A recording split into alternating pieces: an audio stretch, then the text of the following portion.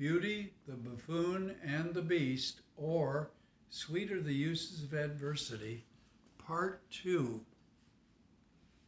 Mom and Dad left with my kid brother Dave, and I began, as a matador would, dressing for the ring. I put on my new, never-worn corduroys and my best plaid shirt and ate a quick peanut butter and jelly sandwich. I then applied an inordinate amount of my father's shaving lotion. I didn't shave, of course, just the lotion. There's something about an aquavelva, man. It was a different era, and every kid who had the money showed up at the neighborhood movie theater, the Garfield, on Friday night. It cost 20 cents for kids, and it was only 3 blocks from Beverly's house. It always started at 7:30 p.m., but you had to get there just a little early to get a good seat. I did a quick rinse with Listerine, went out the back door, which I locked, putting the key under the mat, and left, arriving at Beverly's just as I said I would at 7 o'clock sharp. The door was closed. I knocked, and it seemed the door opened exactly as I got through knocking. There she was, stunning and in a pearl necklace with a white sweater, the kind that was soft. "You look very nice," I said, the adroit conversationalist. "You must have shaved," she said, with an equally clever comeback. We stood there with the acute awareness of everything about ourselves for a drawn-out 10 seconds, looking at each other, and from the back of the house came the order I had heard twice at home just an hour before. "You come home right after the show." Her mother's admonition, however, had a stern, no-nonsense quality that left no room for interpretation. "Yes, ma'am," Beverly said. "Yes, ma'am," I said. We closed the door behind us, walked down the steps, turned to the left, and a part of my childhood disappeared into the dusk, never to return. We walked the block down to Shelby Street and the 2 blocks to the Garfield. I had conjured some engaging repartee all day, but the best I could come up with was, "It's kind of getting cool." "Yes," she sighed, but continued walking straight forward, not looking at me. There was a malt shop, Maplehurst's, 2 doors down from the show, but we didn't even look in. There was too much going on at the theater. A line had formed, but we quickly got to the ticket window where Mrs. Crouch, she and the mister ran the show, asked me how many. A moment of pivotal truth, sort of, now arrived. "2, please," I replied. I had planned this all day. "Adult or child?" droned Mrs. Crouch. I knew she would. This was a difficult question, one with future ramifications. Economic realism won out. "Child," I answered, but being very adult about it. The cutoff was 13, and the difference was 15 cents each. There was an unstated but obvious falsehood. Beverly knew it. I knew it. Mrs. Crouch knew it. We were 13 for sure, but she slid out 2 child admission tickets under the glass. I took them, and we headed into the small foyer where I posed the question. "Hey, Beverly, you wouldn't want some popcorn, would you?" May I interject to state, never ask a woman a question in negative form. The look on Beverly's face was that of condescending incredulity I have subsequently seen on the faces of many women. "I guess," said Beverly.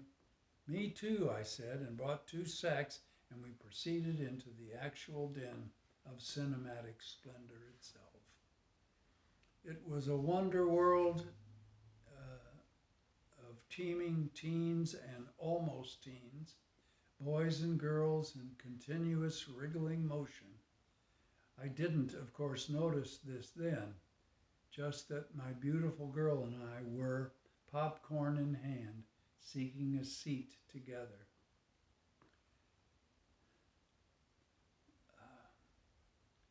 We found two halfway down on the aisle.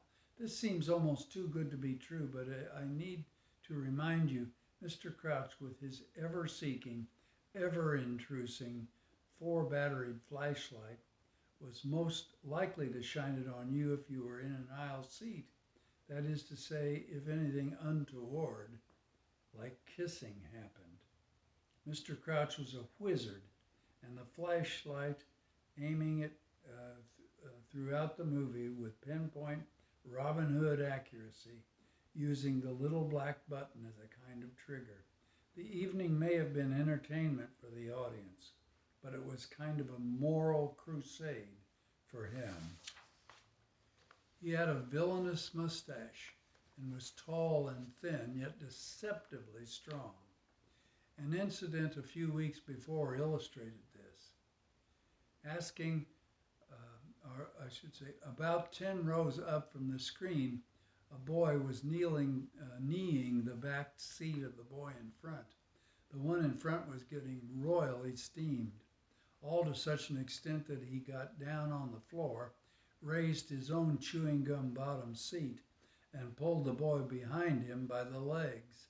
The kid went down to the floor instantly, but before a struggle could actually ensue, Mr. Crouch appeared out of nowhere, grabbed both boys by the collar, and unceremoniously escorted them, walking on tiptoes, out of the theater.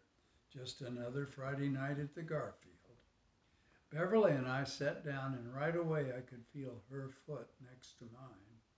I sat on the inside seat so as to have a better field of vision for where Mr. Crouch was at any given time.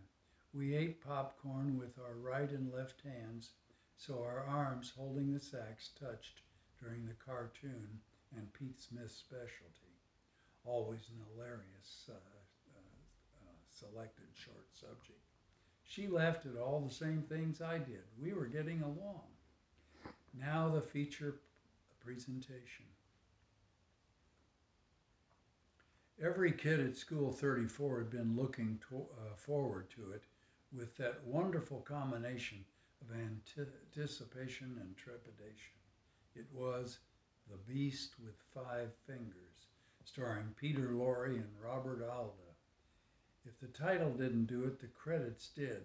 They forewarned of creepy, gruesome murder, and there was a kind of low-grade, insidious laughter going on as they played.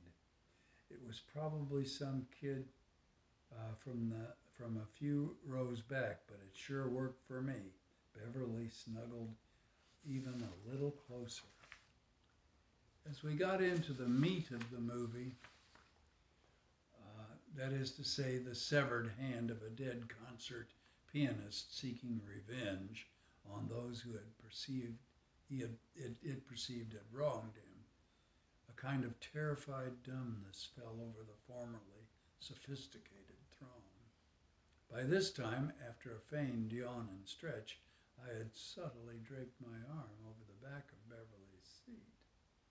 Suddenly, on the silver screen, the heroine, played by the lovely Andrea King, whatever happened to, sleepily rolled over, and as she opened her eyes, there was a hand set to strangle.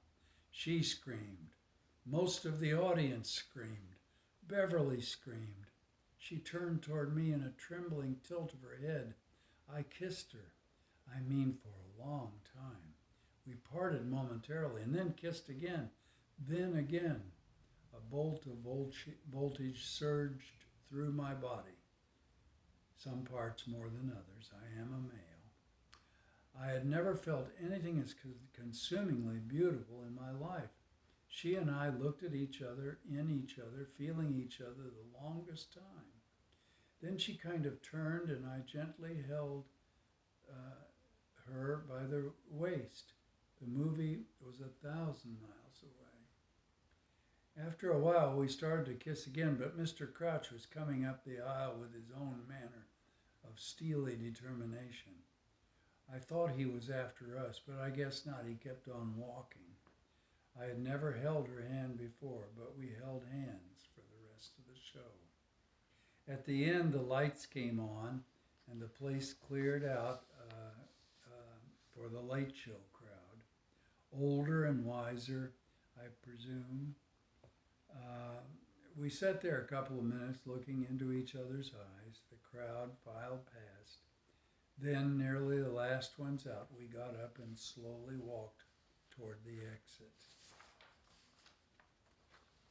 I slipped to the outside as we walked past the ice cream parlor and said, "Next week, we'll get a malt." She didn't even look in. She just looked up at me and said, "Okay." We kept walking, and about halfway to Findlay Street, she reached for my hand.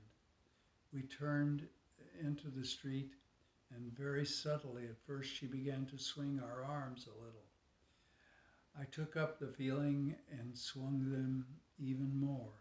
About half a block from her house, we began to skip, swinging our arms wildly, like it was our last chance to be kids. We did it right up to her front porch. I could see her mother sitting in the living room listening to the radio, big floor model Crosley. She heard us, nodding in acknowledgement of our presence, and as I opened the storm door for Beverly, she looked up at me with great big eyes, and we kissed again. We smiled at each other, almost laughing, and I asked her if I could call her. "Okay, but wait till Sunday morning. Mama goes to church," she said. I floated back down the steps, and as I turned to go home, I suddenly remembered. I didn't know her number, but she had already gone inside. I walked briskly home and headed straight to the phone book. Barker, on Findlay Street. There it was, yes. Mom was in the kitchen drinking a cup of coffee. Dave was already in bed, and Dad had just turned off the Friday night fights. "That kid Gavilan did it again. Knocked the guy out in 7, he said. He'll be the champ next year," I responded. "Nobody can stop him. That bolo punch did it again." "Did you and Billy like the movie?" he inquired. "It was okay," Mom chimed in. "The title looked pretty scary." I offered my review. "It made all the girls scream. It was about this killer hand." "That sounds very scary," Mom said. "Oh," I sighed, "it wasn't